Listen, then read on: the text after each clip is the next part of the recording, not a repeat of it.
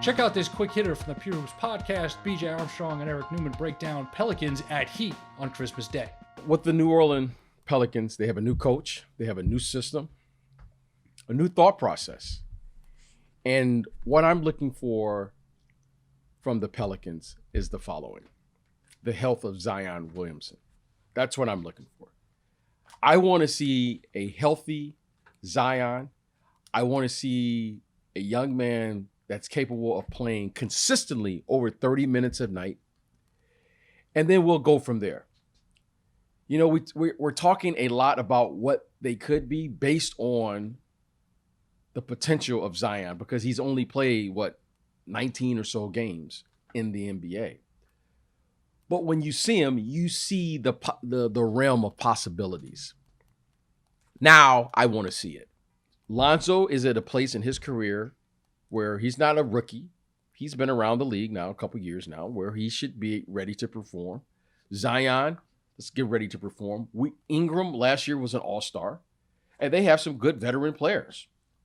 So now let's get after it. So I want to see, and then after the season, let's figure out who's staying and who's going, because, you know, they have depth.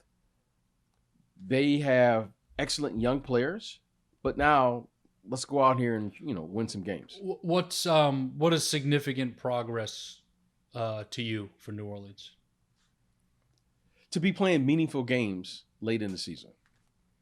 So whether the West is stacked. So whether that's them in the 7 to 10 play-in or them playing for positioning higher. Yes, I want them to be playing meaningful games because they do have a lack of experience. They have a lack of experience from their core players. Lonzo, Ingram, Zion. Those are their core players, at least at the beginning of the season. Now, you have Steven Adams, Bledsoe, and these guys. They've been around. They're battle tested. But they're more complementary players at this point if they're going to be a good team. And now I'm expecting that group, a young player, to go from being a potential player now to taking that word potential off of his name and being an actual player. And that means you got to do this every single night. So those three players in particular have to make a giant step. It's not an easy one.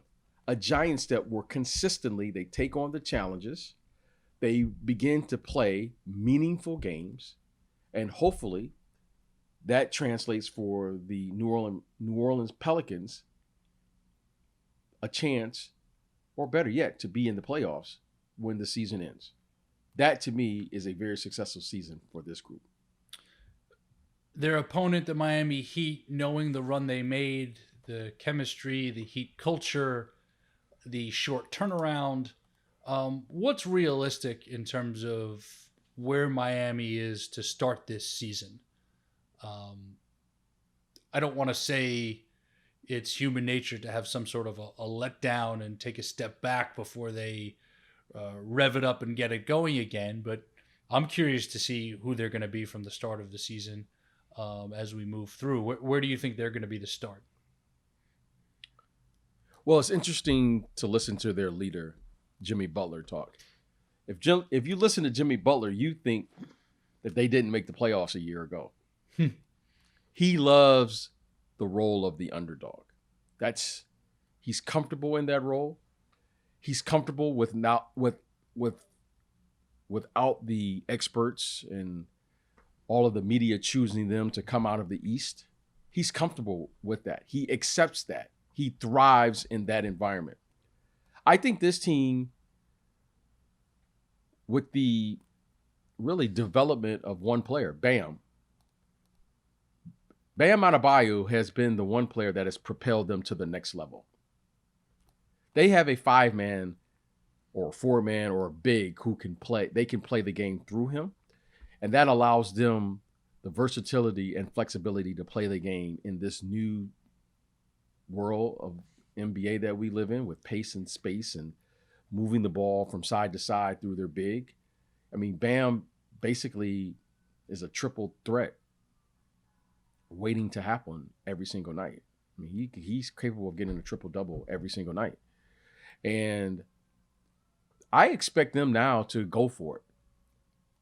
I expect them to be a team that says the following. We have two really good players in Bam Adebayo and Jimmy Butler. We have excellent shooting, Tyler Hero and Duncan Robinson. And we have key role players, contributors. You know, I thought the addition of Avery Bradley fits their culture. Andre Iguodala fits their culture. And they have enough pieces to go for it. I think a lot of people aren't putting their name in the top 3 or 4, but I think this group accepts that challenge, and I think that's what fuels them. So they're well coached. I like how they play, and they have the one element that I love about all good teams. They're a tough group. They're the defending champs of the Eastern Conference, and they're bringing back that team with some slight tweaks with role players. Like, they're definitely in the top 3. There's no doubt in my mind. Whether they finish there or not is another story. But so tough, so connected, and this is you can't look too closely at it as a test for the Pelicans because it's their first game of the year.